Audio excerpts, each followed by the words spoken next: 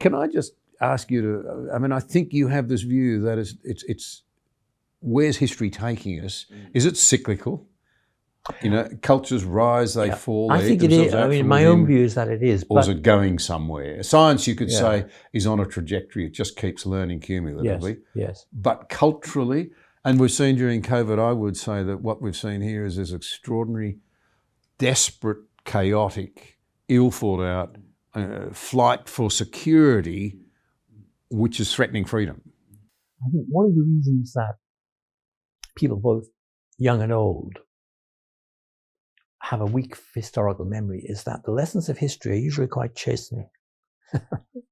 Yes. There have been many false dawns. Yeah.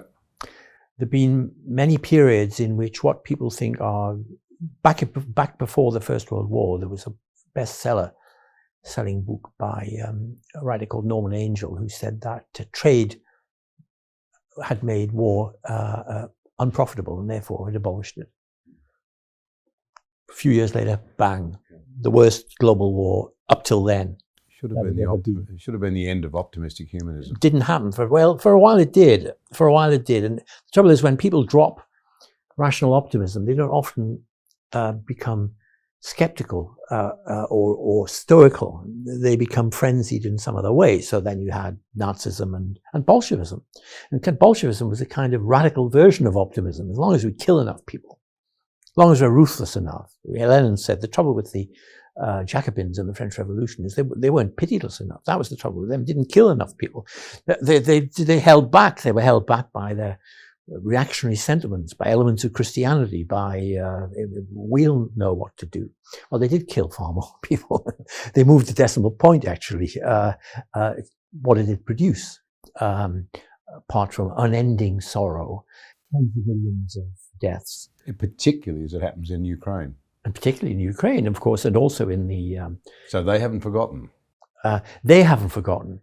I mean, one of the reasons they are as stalwart as they are and as resolute is they still have historical memory in Ukraine and in Poland and in Eastern Europe as a whole, and still also in the Baltic states. Not that long ago since they were invaded by the Nazis and the Soviets almost together. So they still got these memories. But in the West, if you bring up, you see, the horrors of history, the nightmare of history is tolerable to most people, including most intellectuals. If you think there is a hidden design, which if you're a Christian, you will think.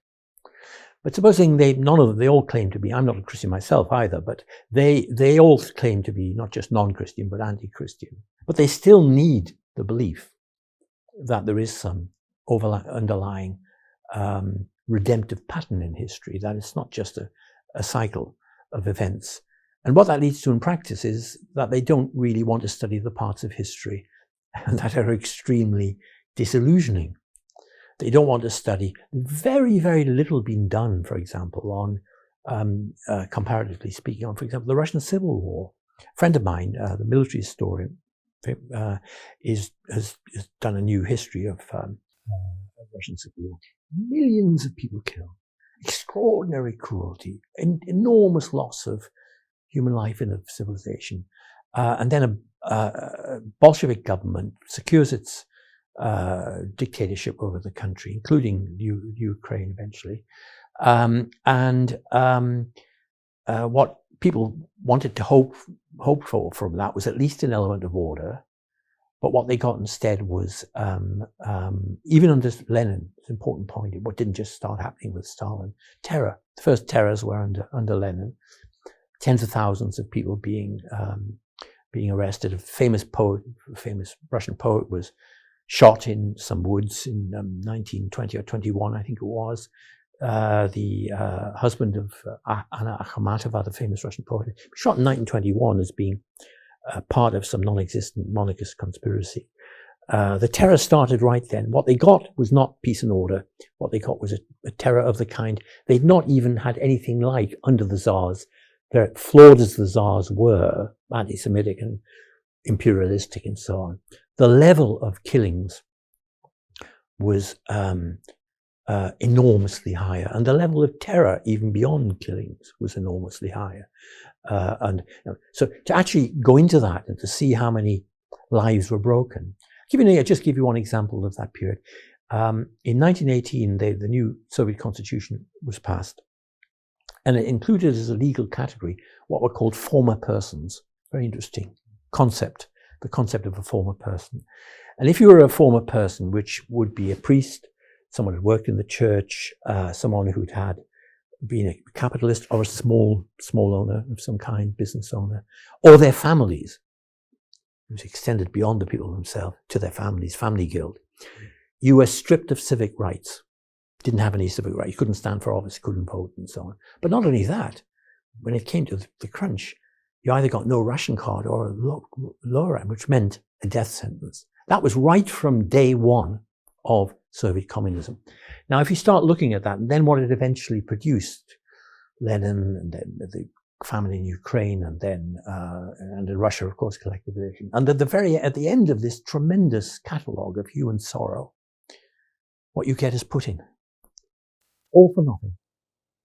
All for nothing. That's an extraordinarily challenging lesson for the optimistic, secular, rational mind to absorb. And basically it can't. So what they do is don't study it. What we'll study instead are areas of oppression, which might be real, by the way, might have been real in former empires, where we'll study Western oppression, because then we can feel more virtuous by exposing it and talking about it. And also it's ended, or at least it's diminished. It's not just a kind of an almost a succession of unending crimes and tragedies, which it was in Russia and I think is in China. I think, in other words, what I'm saying is really the ignorance of history is partly willful.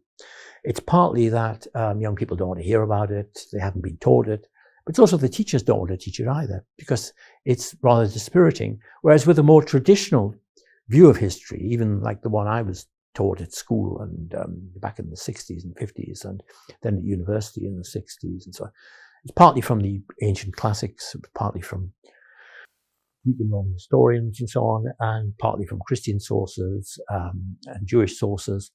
You could maintain a certain long view, a certain balance. You could accept that there was tragedy in history and terrible crime in history, and that it wouldn't necessarily go away, because there was, to move to another question you asked, there was sometimes called original sin. There was some flaw in human nature such that human beings would never cease to be dangerous to each other and to themselves. And I think the ultimate root there, it's in Christianity, it's in Augustine, it's also in the Old Testament, it's in the Genesis myth, because my reading of that inexhaustible myth is that knowledge of the sciences, knowledge of the physical world, knowledge of how to control and gain power over the physical world, knowledge is ethically ambiguous. It can enslave as much as it can emancipate. And so the basic point here is that there's an asymmetry between the cumulative advance of human knowledge and of human power through science and technology. That happens. It's real. The postmodernists are talking nonsense. There wouldn't be as many human beings in the world as there are now if there hadn't been industrial agriculture and proper sewage and vaccinations and penicillin and all these things. It just wouldn't be there. So there is growth in knowledge in that sense, whatever they might think to the contrary or pretend to think. But in ethics and politics, it's not like that. In ethics and politics, what is gained is lost.